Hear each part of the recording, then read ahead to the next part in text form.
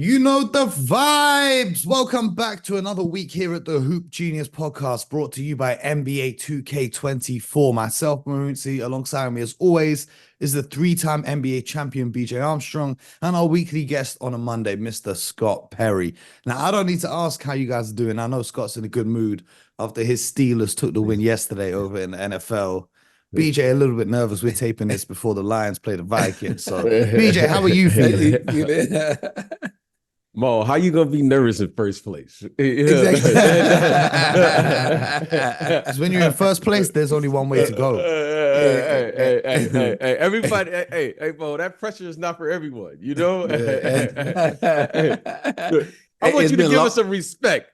First place Lions. As long as you say first place Lions, then we okay. It's been a long time coming for him to say that. Now you know that. and you know you are right. I'm so happy with my Steelers yesterday, but I'm gonna be a little nervous today because we need a little help to get into the playoffs. So be watching a couple games real closely today. Man, I'm gonna let BJ talk his stuff because at least one Detroit team's doing well.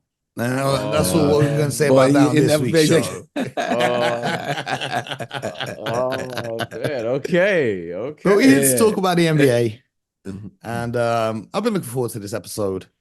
As you guys know, I'm a big fan of the Boston Celtics, so nothing makes me happier than seeing some of our rival teams in complete disarray. The Los Angeles Lakers having a meltdown. The Golden State Warriors, who beat us in the finals, having a meltdown. I love it. I love this game. So I'm in full hater mode today. BJ and I spoke about some of it this week, but Scott, we wanted to get your perspective. So let's start with the Lakers in LA. We all know that you spent some time with the Detroit Pistons and you know Darvin Ham pretty well.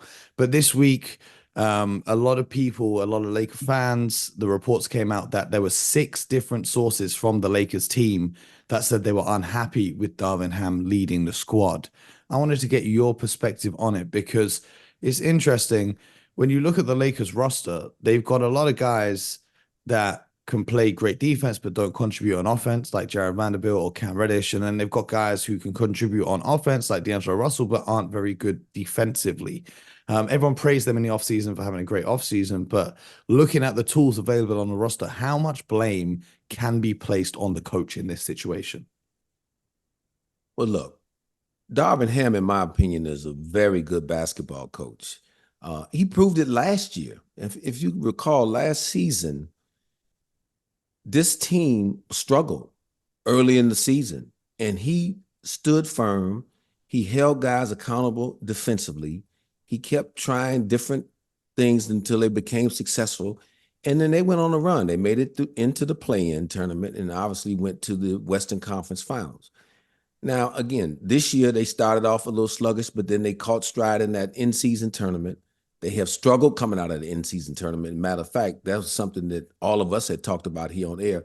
How are those teams going to respond to really that type of energy and intensity that early in the season that we hadn't seen before, quite frankly?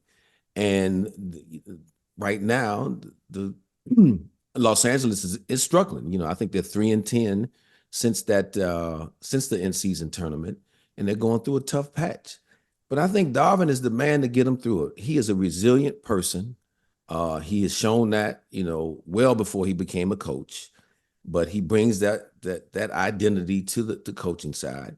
I didn't hear those 6 players complaining about him during that in-season tournament run. And so I didn't hear when they were lifting the banner. I didn't hear no complaints either. Exactly.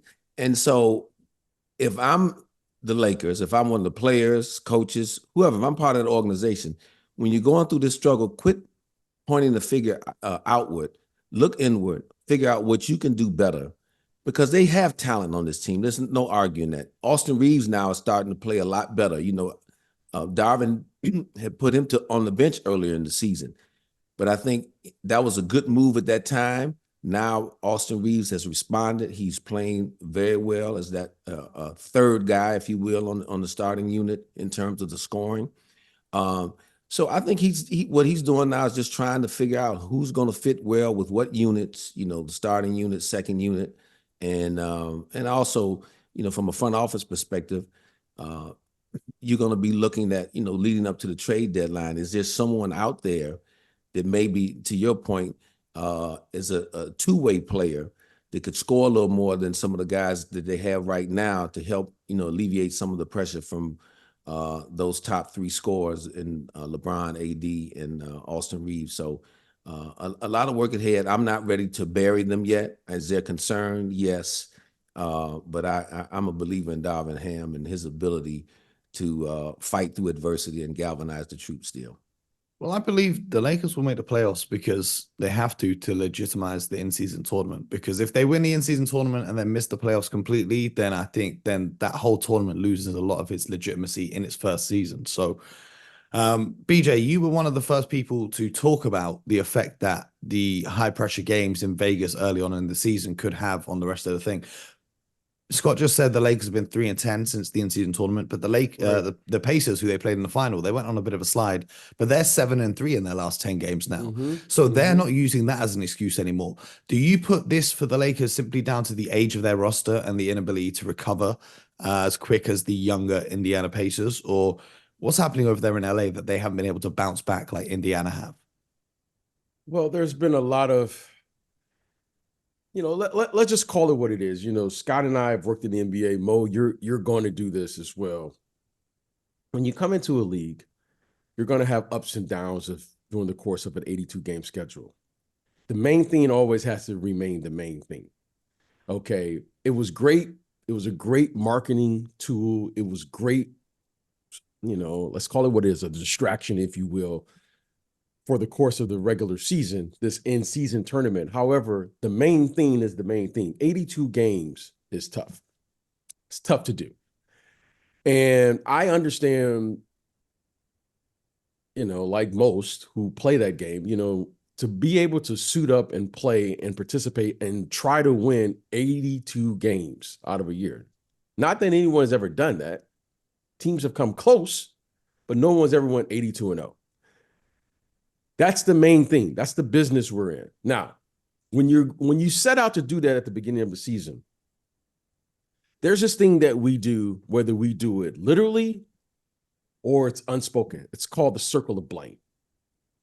That's what it is. Now, Scott's laughing because he knows there's going to be some rough moments during any course of a season. That's just what it is. Yeah. That's just, hey, this game here is going to tell you everything about your team, who you are individually, who you are as a group, and you get into this circle of blame. What we're seeing right now is the Lakers right now are in this circle, and they have yet to figure out that you got yourself in this position. Now you got to get yourself out. And the easiest thing to do is start blaming other people for how you got here in the first place. Now, the good teams, they try not to, and Scott's been on some of those teams, and I've been on some of those teams where you said, we're going to stop the slide, meaning we got a loss. We're not going to try to lose 2 or more games in a row. Stop the bleeding, as they like to say in the NBA locker rooms. Okay, I'm going to take you behind the curtain. Right now, the Lakers started feeling really good about themselves, as they should. They're hanging banners during the regular season. Okay, whatever it is. Okay, let's just call it like we saw it. Yeah, which is not a natural thing to do. All right. Exactly. There's everyone's celebrating. I saw champagne during the regular season, right? We all saw it.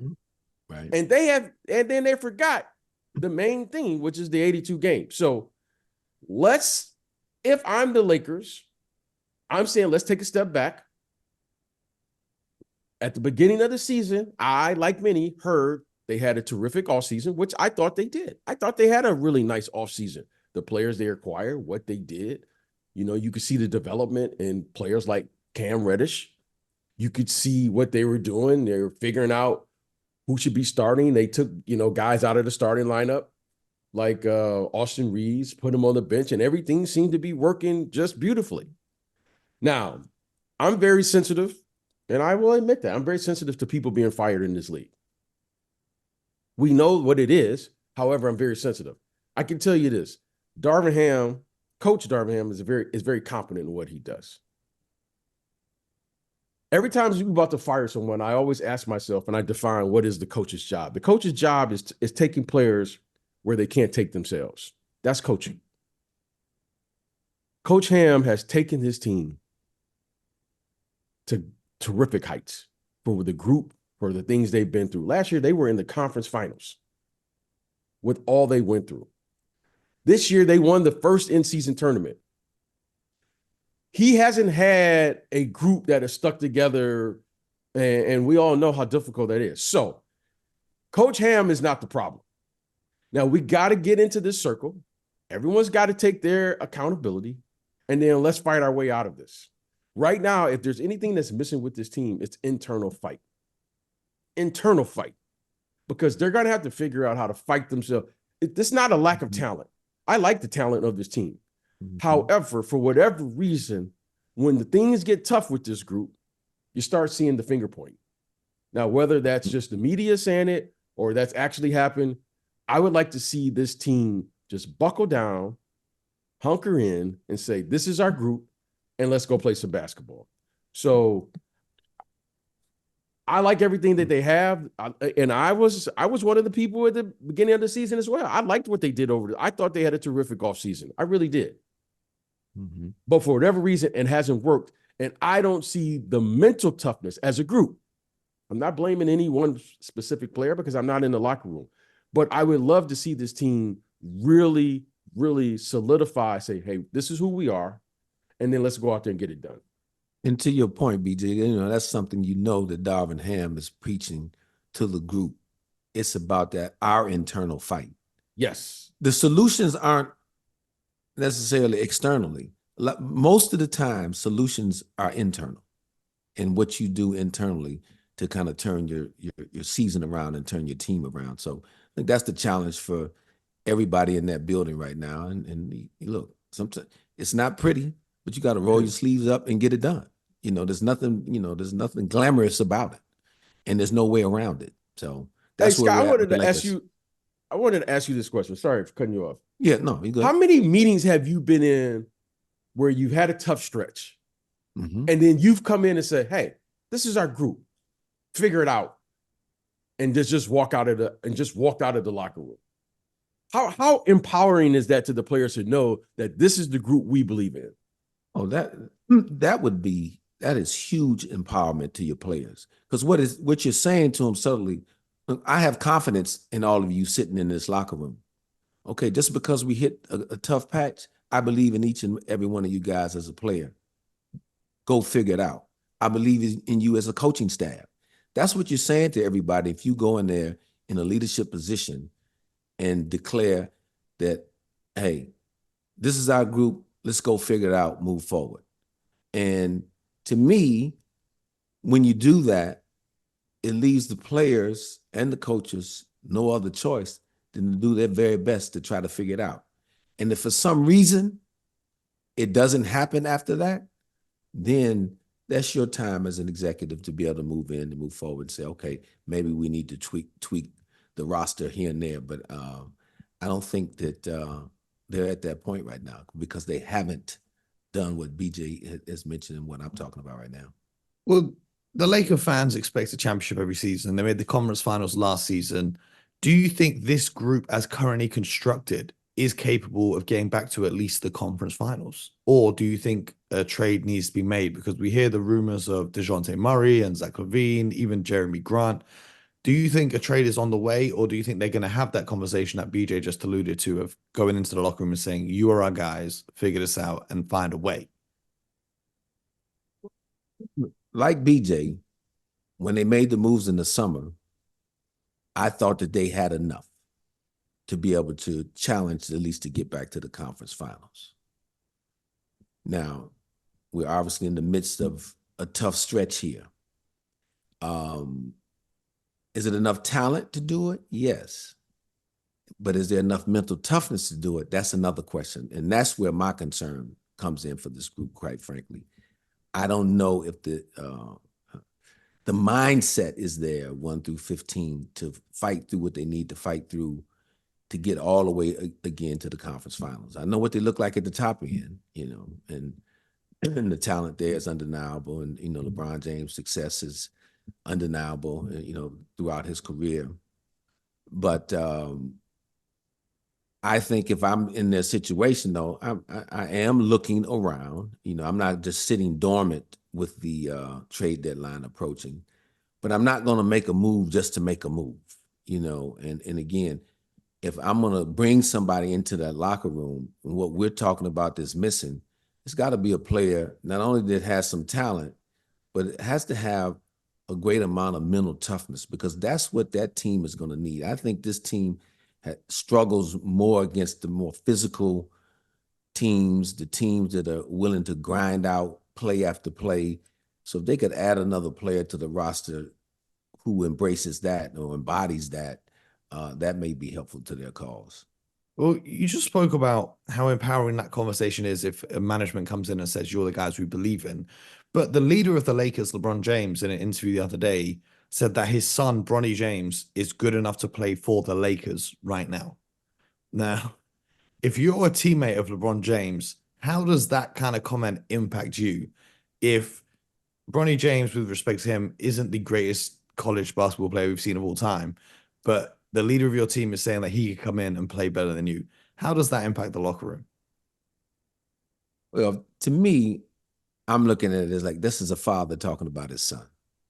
And so I'll leave it there, really, to be honest with you. And again, I haven't watched Bronny James enough. I watched him a little bit at the Hoop Summit, and I know he has some ability, but he has some developing to do at the collegiate level.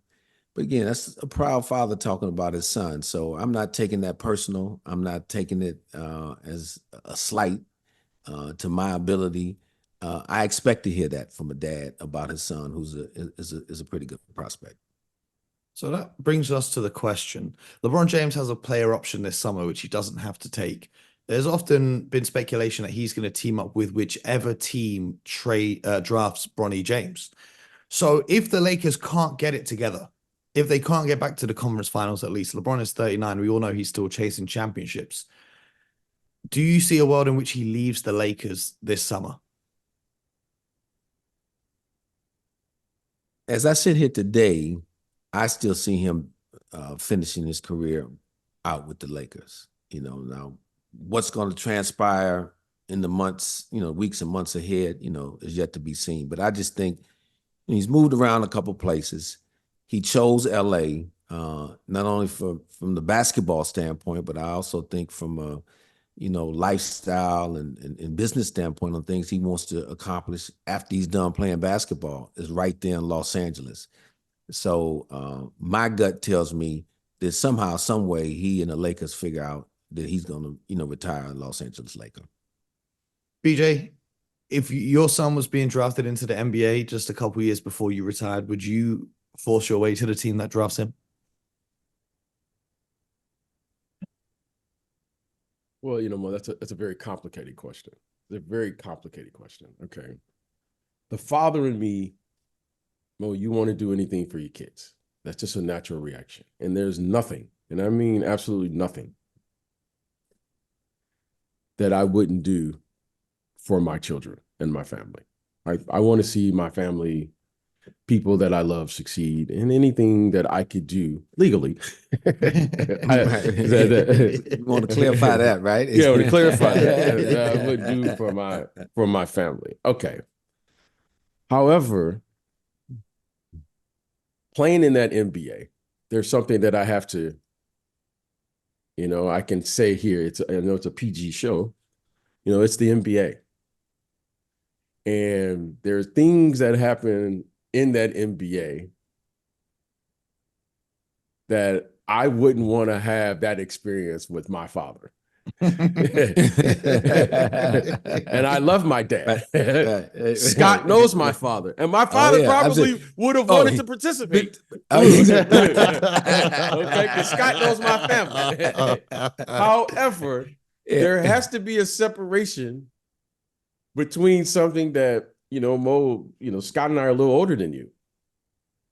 When you are a parent, you got to make a decision. Are you going to be the parent or are you going to be the friend? And that would be a very hard line. Okay. I can clarify. When BJ and I are in America together, he never wants to hit the club with me. He always says that he's gonna hand back. He's gonna hand back at the hotel, and I'm gonna go out and enjoy myself. Yeah. See, I love Mo, but Mo has to do what a young person does, and then I got to do where I'm at now. When I was in the NBA, you don't hear me ever talking about, I wish I woulda, coulda. I experienced the full life of the NBA. And it was the NBA, and I had a great run. Okay, I had a great run, but it's over. Hey, that jersey's At got to go up in the 39 or rafters. 40 years old, I cannot relive those situations, especially knowing what I know now in my 50s. However, I do understand. I mean, that would be a pretty cool thing, right? To be able to play in the NBA. I mean, in baseball here, was it Ken Griffey? Was it Scott? Is that correct? Ken Griffey played with his dad? Yes. Played with his dad. I mean, I think that would be really cool. However, I think it's way more complicated than just playing on game day. I mean, I can't imagine checking in and dad saying, "Hey, let's go out to dinner." And I'm like, "Hey, Dad, I can't go to dinner tonight." Or, it's just certain things that you got to experience on your own. So I think it's a cool idea. However, I think if you pull the curtain back, it's like one of those things you probably, you just gotta, you gotta let them, you gotta let your children be. Like, you know what I mean? Like, I don't pull up on my son now in college, right? I call him and I tell him, "Hey, son, we're thinking about coming next week, and, give him time to prepare for whatever he has going on." Okay. And my daughter, you know what I mean? Well, I know she doesn't have anything going on, but my daughter going. So I just think it's it's a tough one. But I understand how cool it would be to actually play with your son. I mean, I think that would be phenomenal. But I can't. We need a document. We need a documentary just on that year if it were to happen. Absolutely. Because I think there's a lot of things that goes well beyond just playing the game. Well, it is tough mixing those younger players with the older players, and no one's proving that more right now than the Golden State Warriors. As this week, there were reports again that Kuminga is losing his faith in Steve Kerr, and a similar sentiment for Moses Moody. As the Warriors continue to drop down in the standings, they're not having the greatest season, and they're just 2 seasons removed from being NBA champions. Right now, they sit at 10th in the Western Conference. So when you guys look at the Golden State Warriors, Draymond Green is supposed to be returning this week. Do you think Draymond coming back is going to turn their season around and they're going to get back up into the playoff picture? Or do you think that still won't be enough? I see Golden State pretty much staying in the area where they're at. Maybe they move up a couple spots, but I don't see them entering into that top 6. I don't know if there's going to be enough time for them to do that. But do I see them staying in the play-in realm? Yes, I do see that, just based on the experience, the ability of Steph Curry to take over games. And they were a 500, they played 500 basketball essentially. I think they're 7-8 without Draymond this year. So they were 500 with him. So that's maybe who they are so far this season. Can they get a little better as the season goes on, as the trust in guys like Kuminga grow? Because I think that young man has shown a real good ability. He's been very aggressive in the absence of Draymond. I think he's not only shown his teammates, but I got to believe he's shown the coaching staff and the front office that he is a very good player moving forward. So in their trajectory moving past this year, I would think that he's going to be a young man that they're going to want to keep around because he has gotten better and he's been exposed to that championship culture for years, and he's homegrown. And I think that's important. When you draft someone that high, you can't keep shipping them out. James Wiseman is already gone. They had shipped him out. That didn't work. But here's another lottery pick, and I think you got to figure out a way to make sure that this young man is a building block moving forward. Well, I already know what BJ is about to say. Okay. When it ends badly. We've heard this Yes. many a time on this show. But if the Golden State Warriors remain in 10th, they're at risk of even dropping out of the play-in spots. If they weren't to make it to the playoffs, or if it's a first round exit, moving forwards, Scott, you just spoke about keeping Kuminga and building around him as well. But how much longer can you continue this experiment of keeping Steph, Clay, and Draymond, and also keeping Kuminga and Moody and some of the other young guys that have started to break through? Are you just going to keep running that back and missing out on competing in the playoffs and missing out on great draft picks until Stephen, Clay, and Draymond decide that they've had enough and they want to retire? Or is there at some point where do you draw the line and say, okay, guys, we had a great run, it's time to move on from you?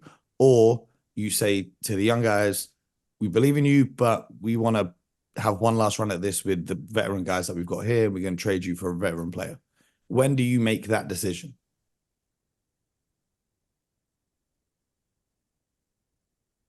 Oh, you're either one of oh, you. the BJ. Okay, I thought you were Go ahead, saying the BJ. Scotty, go Yeah, ahead. no, okay, yeah, no. So look, the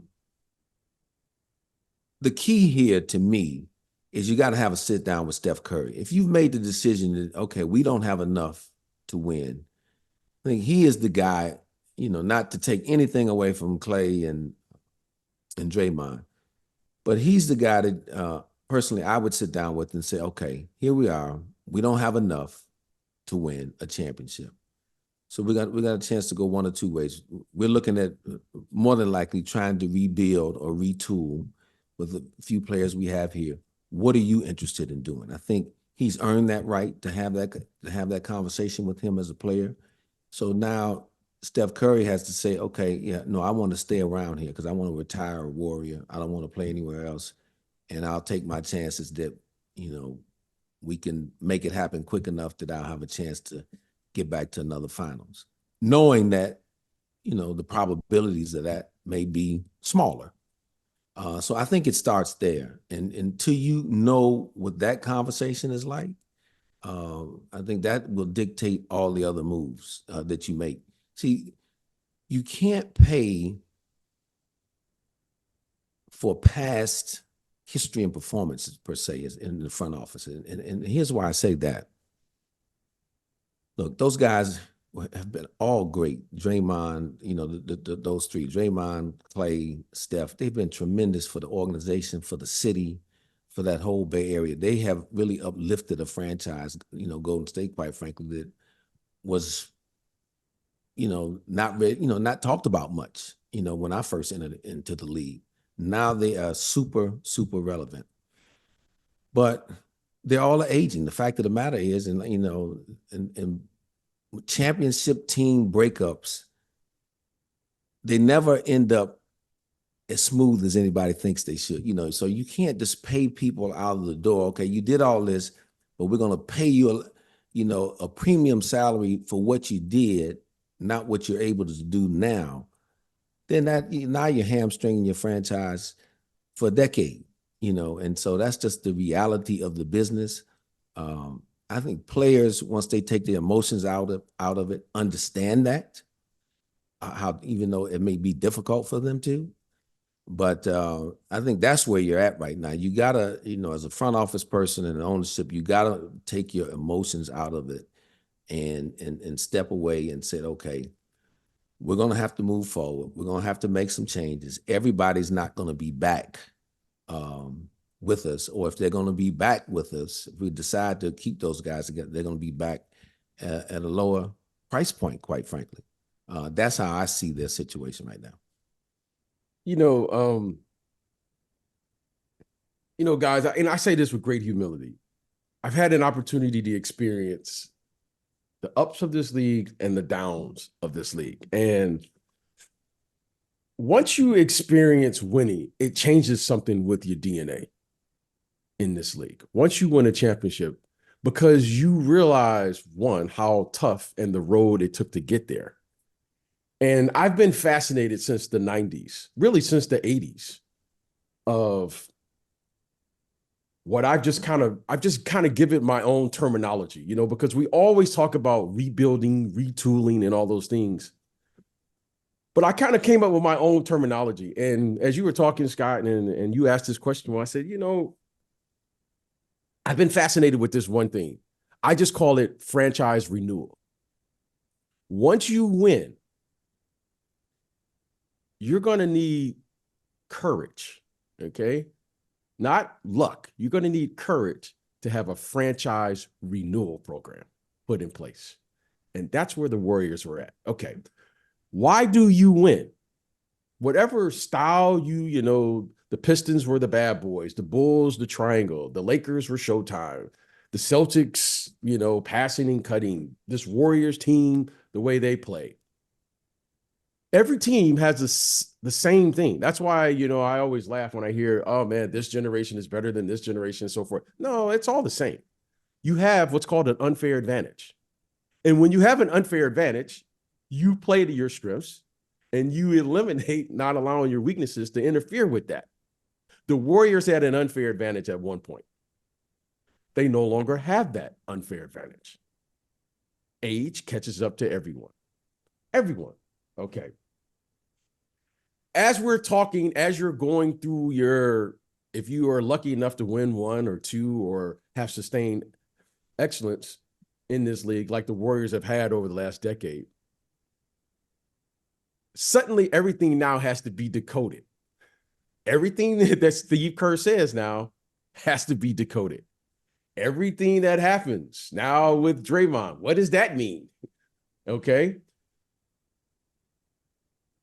What this means right now, they're at a place where right now they're in the franchise renewal program. That's where they're at. Okay. And the thing that is missing from the Warriors right now is they're looking for a reason to believe that they can win it now. That's what they're looking for. Is Draymond the answer? Is their young guys the answer? Can they make a trade? Is that the answer? Well, I hear rumblings now. Suddenly, Steve Kerr, now we're questioning whether or not he should bring this guy back off the bench or whatever the case. Right now, they're searching. And the one thing about the Warriors over the last decade or so that you never search for is they always had an identity. They always had an identity who were there, and they've lost that identity. The mainstay has always been the leadership of Steph Curry. Now, everyone will talk about his shooting. Everyone will talk about his ability to score, as it should be. However, the one thing about him, he never got too high when it was good, and he never got too low. But he, unlike most great players that you've seen, he's not really a standalone player because he probably more than any other player has been affected by the absence of Draymond Green in the way that they play, in that system of play. Draymond's, what he brings, he brings. You got to take the good with it. You got to take this part of it with it as well. The one thing that I'm most concerned with the return of Draymond is if something happens again, I don't know how they recover from that. Because the only hope that they have right now is when he does return to see if it's going to be a distraction or, as Scott knows, sometimes you'll have things happen and it'll bring a team together. But if something does happen again and they hit a tough stretch again, guys, I think it could be devastating to this group based on what we've known in the past with this team. So I think there's a lot to unravel with this team right now. I think they're at a very delicate. If the accounts are accurate, Chris Paul looked like he's going to be out for a little bit. Gary Payton now looks like he's going to be out for a little bit. I just think they're at a very delicate place that if they can't play better than 500 basketball, I think now you got to start looking internally of saying, what is the true potential of this group as is? Because I don't see any other way for them to get the hope that they're going to want for, because all of them have been playing for championships for so long. I was going to ask you one quick question, Big Jiggy, but as I was listening to you, do you find over the history of your time playing and obviously being still close to the league now, that so many organizations try to go back in time, if you will, and try to recreate the same thing that they have, but it's almost, do you see that Yeah, happening? Scott, that's a phenomenal question. So I can remember my very first time of winning.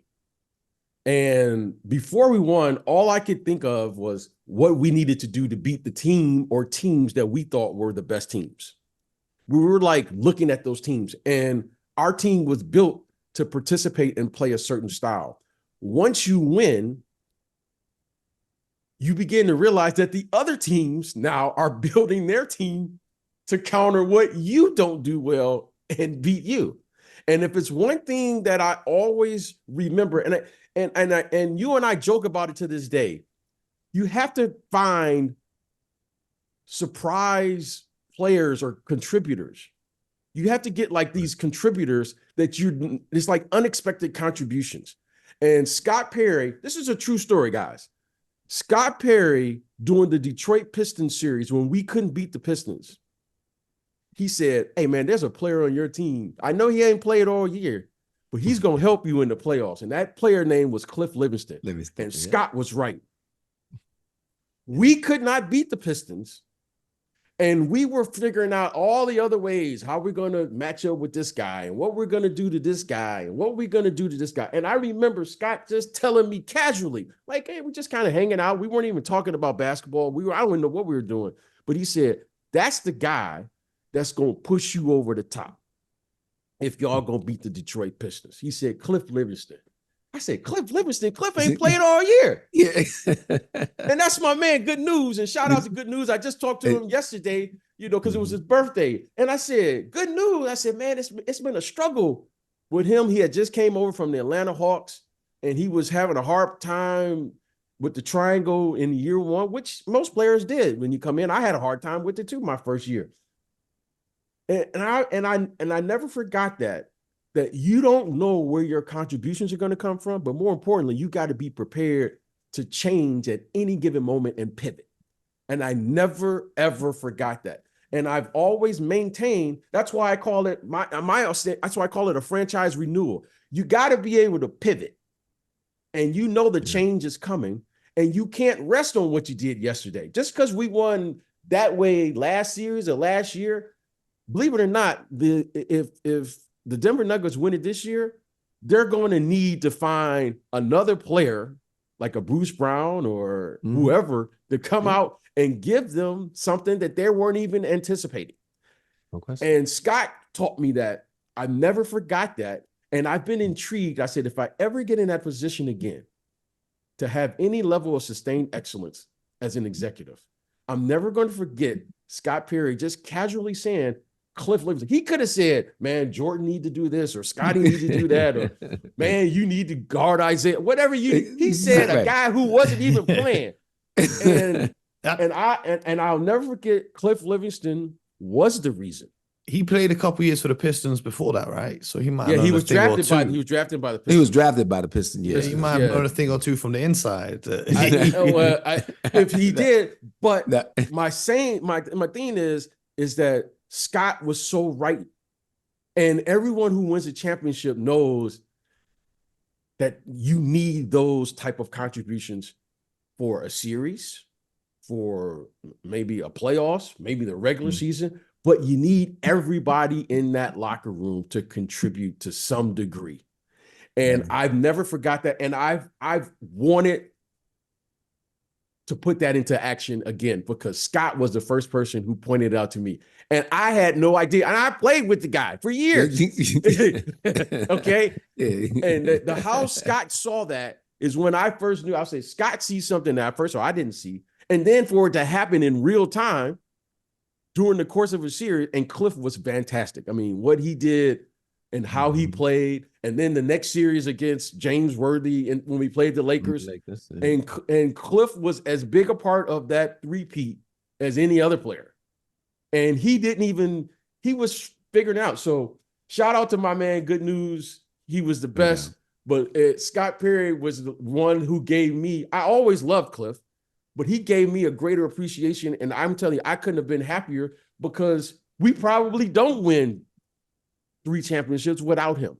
And he is one of those unsung heroes that people don't talk about, But without him, trust me, guys, we don't get there because he did all the dirty work.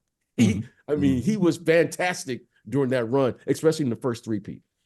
Back to the Warriors. I mean, they found with Petrovinskis and Jackson Davis, kind of two unexpected players, young players, rookies that have come in and played very well, especially when guys like Andrew Wiggins are struggling. But BJ, just going back to what you mentioned a little while ago about if the Warriors hit another rough patch, you don't know if they'll bounce back.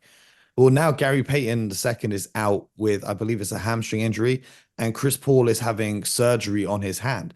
So that gives you another 6 to 8 weeks of rough stretch with two key rotation pieces not in the lineup. So we'll have to see what that looks like leading up to the deadline.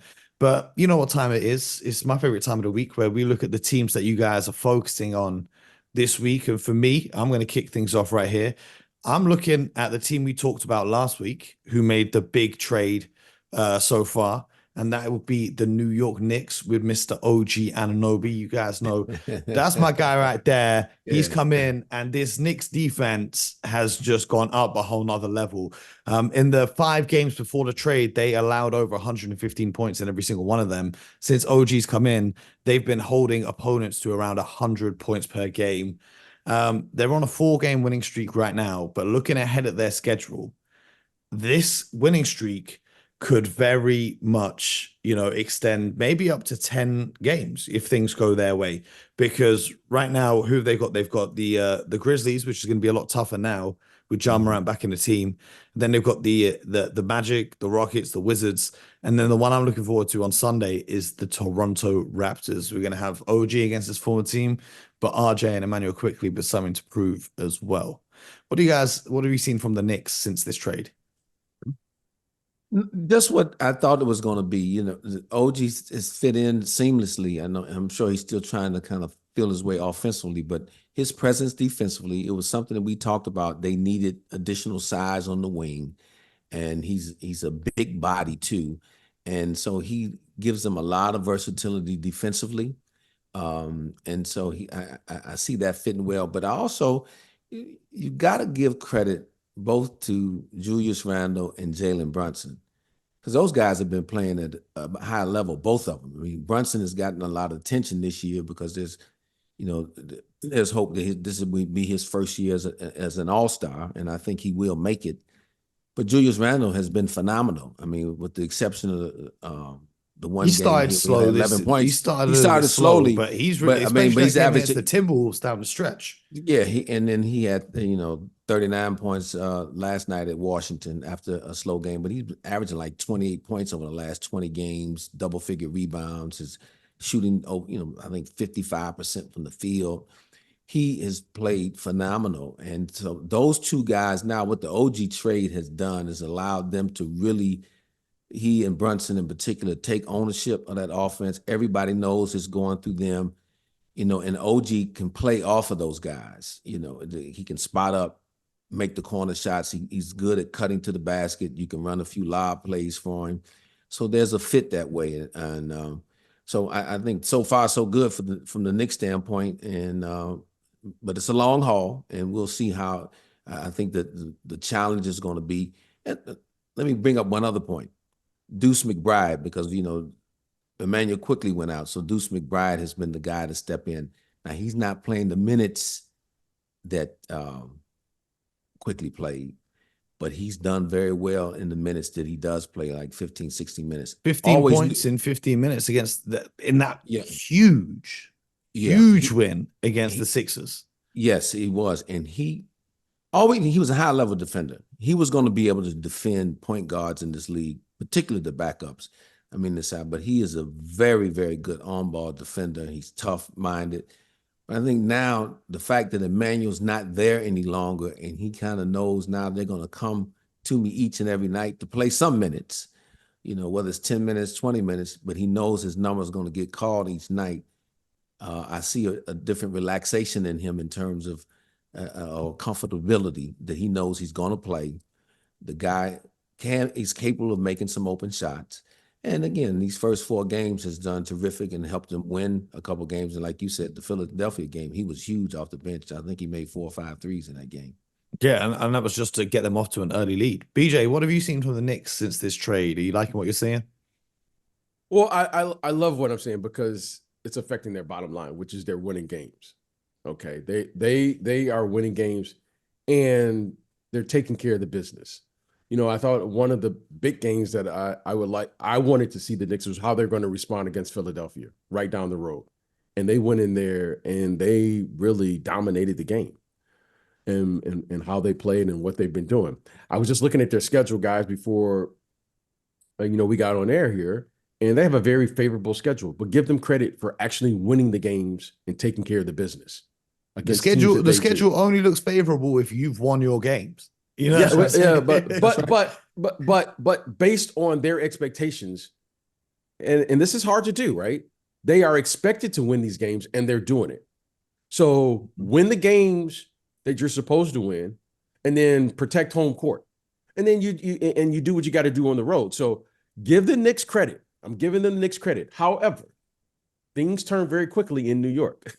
Okay, the Knicks right now with this winning comes the expectations of what they're going to have to do in the postseason. I would say this: the Knicks are in the, let's say, top 5 of the Eastern Conference. They should be. I mean, I think that's fair to say. Mm-hmm. Yeah. With that comes the expectations of advancing. Mm-hmm. And then that's, to me, is where we will know the true impact of this move. Because anything less than getting to the second round for this team, because last year, I think we could have argued they probably had an opportunity to get to the conference finals just a year ago. Absolutely. A realistic chance of getting to the conference finals. Mm-hmm. Anything less than the second round, I think that's going to be tough, because then you start saying, has this team, who are they and what can they do? Now, they're missing a big important piece that I know we all love. This gentleman right here drafted him in Mitchell Robinson. Yeah. So but this is New York. They're not going to say that if they, no, they're not going to say that. They're not going to give any excuses. However, he is an important piece. But I do like what I'm seeing. I do like how they're playing. But more importantly, they're winning these games, and they're winning them in a style that I think is representative of the Knicks brand of basketball. Yeah. And Isaiah Hartenstein has been playing great here lately, too. He's had career high in rebounds the last couple of games. So they're going to need that. But again, as you know, we got 45 more games to go, so or more than that. So you got to sustain it. I'm intrigued to see if there's more moves on the way to get some kind of more of that bench scoring, or if they want to have a backup big if Precious isn't quite working out how they thought he would. But Scott, which team are you keying in on this week? Well, I'm going to look at the other end of the trade, and I'm going to key in on the Toronto Raptors. Mm-hmm. And what I'm going to be looking for there, at the time of this recording, I think they're 2-1. They just lost one on the road out at Sacramento, but had a big win on the road in Memphis. And just to continue to watch the assimilation of both R.J. Barrett and Emmanuel Quickley. Both are in the starting lineup there. Quickley, to me, it appears that they have every intention of making him the starting point guard, and hoping, through that trade that they have their starting point guard for not only this season, but seasons to come, and how they fit in with Scotty Barnes, and what they're going to do with Pascal Siakam. His name is, hot on the trade market. But if this team wins a lot, this is a big road trip. I think they're on the road for another 5-6 games. But if they start to win, and they're winning consistently, does that change Masai's calculation of trying to move Pascal and maybe deciding to keep him? We don't know that yet. So that's why I'm going to be watching this team very closely, just to watch their progress. Because, again, at the time of the trade, and I think when you asked me about it, I thought it was a win-win for both teams. And thus far, it has been. And so we'll continue to monitor that. And it works perfectly for this episode, because they're playing the Warriors and the Lakers this week. So it's going to be interesting to see how that goes. Yes, exactly. But then the real test is the Clippers, who are red hot right now on Thursday. Man. So, looking at the Toronto Raptors, BJ, Pascal Siakam, what do you do with that situation there? Because you've got the BBQ, and they're saying it's a spicy BBQ when you add Siakam to Barnes, Barrett, and Quickley.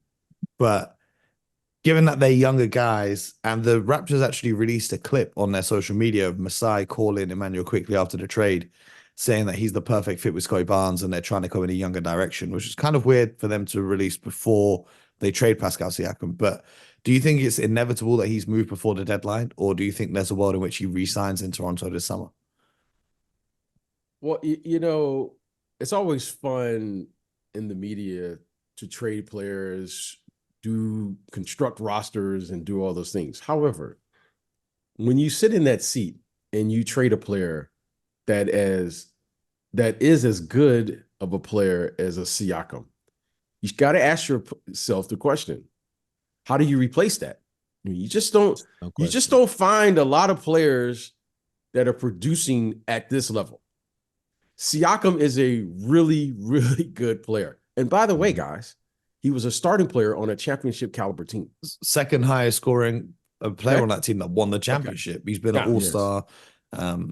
He's pretty good. So it's always fun to sit here and trade guys and move things and all. However, when you get down to it, that's a really good player there. And you're going to want something back. If you move him, you're going to have to get something back because he is a championship caliber player. I mean, this young man performed in the NBA Finals at an elite level, okay, as far as his numbers and what he was able to do.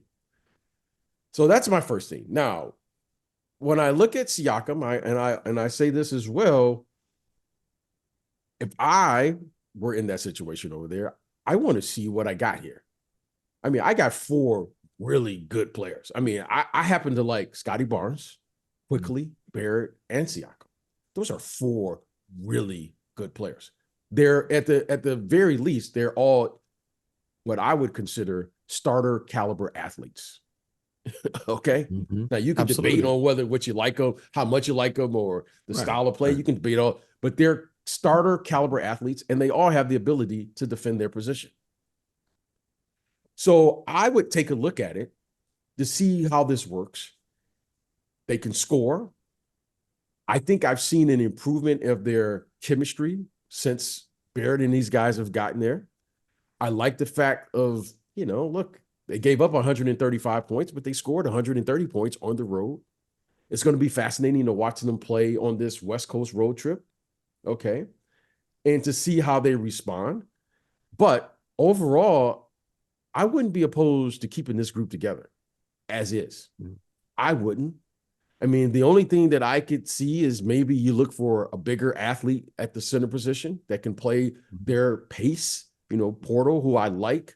However, he's not the athlete that the other guys are.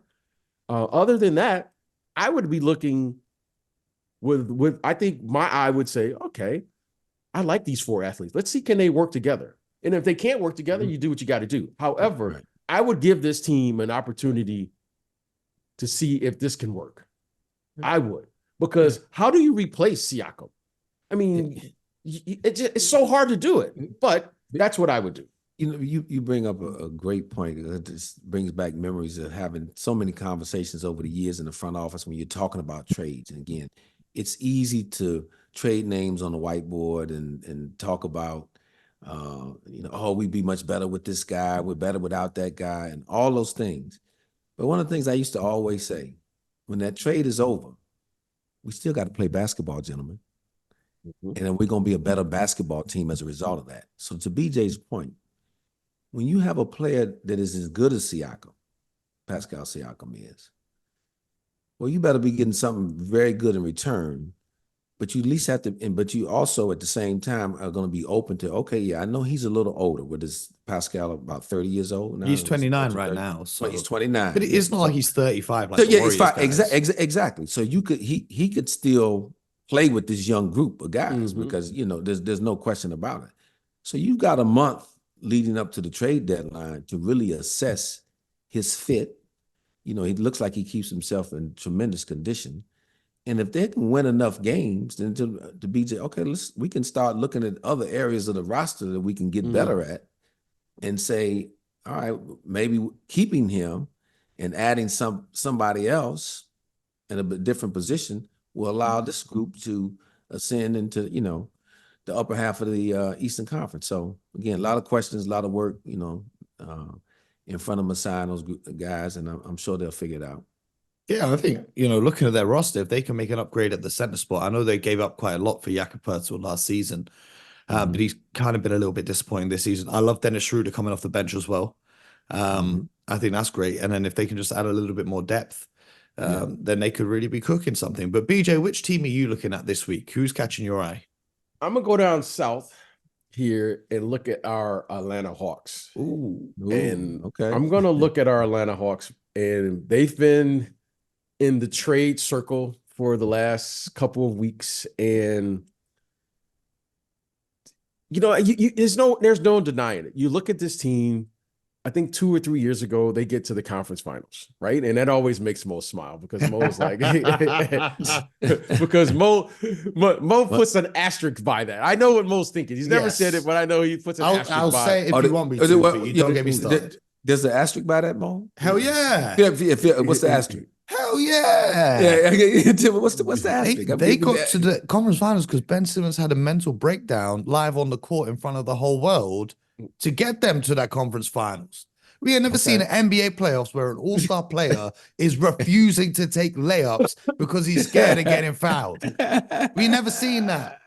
Even Shaq, when he's bad at shooting free throws, he's still dunking the ball. He's still going to the line. We had never seen that before. And if that doesn't happen, there's no way they get to the conference finals. And then they get to the conference finals, and Giannis has just had his knee bent 90 degrees in the wrong direction. He's out for 2 games, and they still lose. So come on, man. Let's just call it what it is.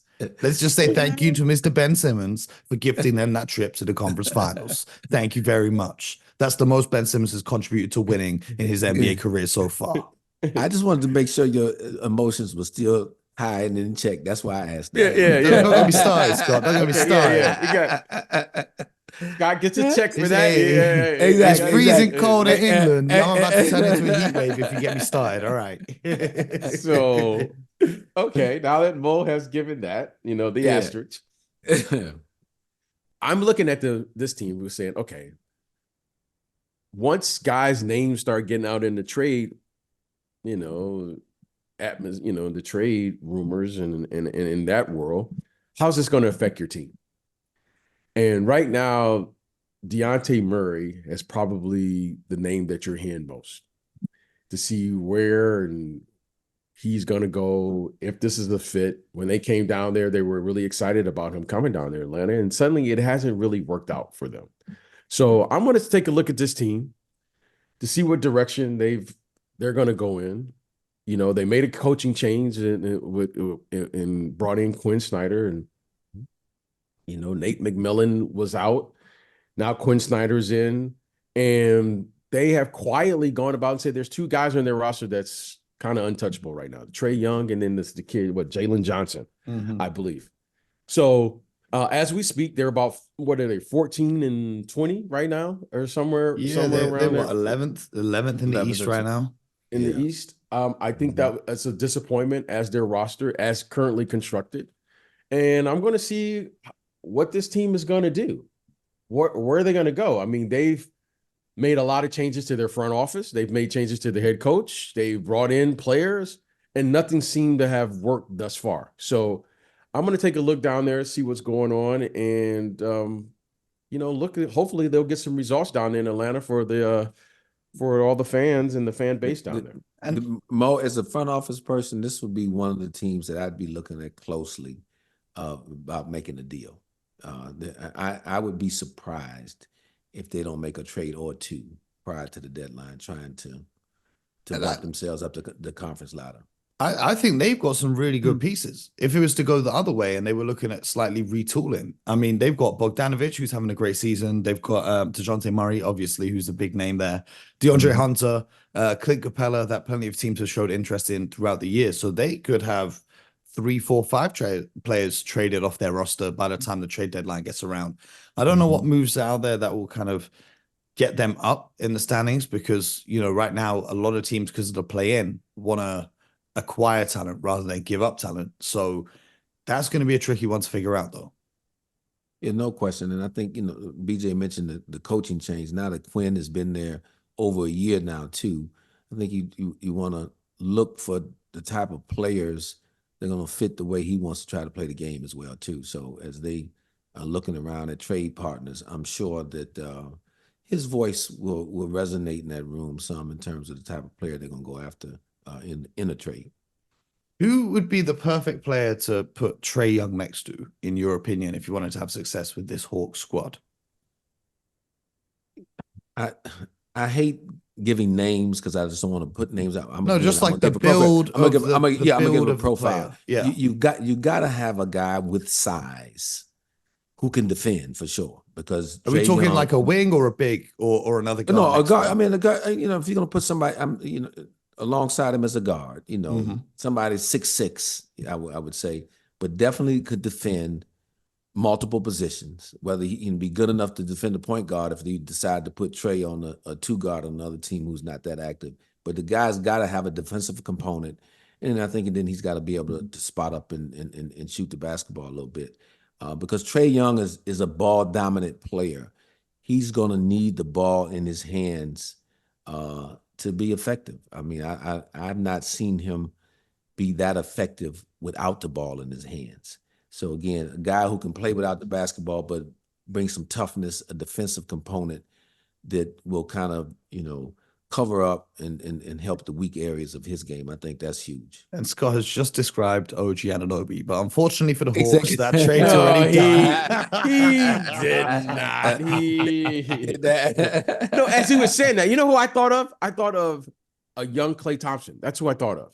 Yeah. Oh, he'd be fantastic. Because he Yeah. is so ball dominant, you have to have another player who can BJ, operate on the floor without the ball. So I was thinking of prior to his injuries. the because thing Klay about the Thompson old could do days, they're the old days. We talking about right now. And, prime Klay Thompson, there's a reason why he's going to go into the Hall of Fame. That those players don't come along too often. You know what I mean? I think Klay Thompson would complement nearly every point guard in the NBA perfectly. If he played alongside them. But it's going to be interesting. We're about a month out from the trade deadline, and Scott's going to be back here every Monday as we bring things to you. BJ and I will be back here every day. Appreciate both of you fellas for jumping on. BJ, I know you got to go watch your one good Detroit franchise go and try and win today. So good luck with that, my friend. Scott, I know you need that help getting into the playoffs as well. So good luck to you as well. Have a great rest of your weekend. Have a great start to your week. Everyone listening, make sure you subscribe across YouTube, Spotify, Apple, or wherever you get your podcast from. And until next time, get buckets.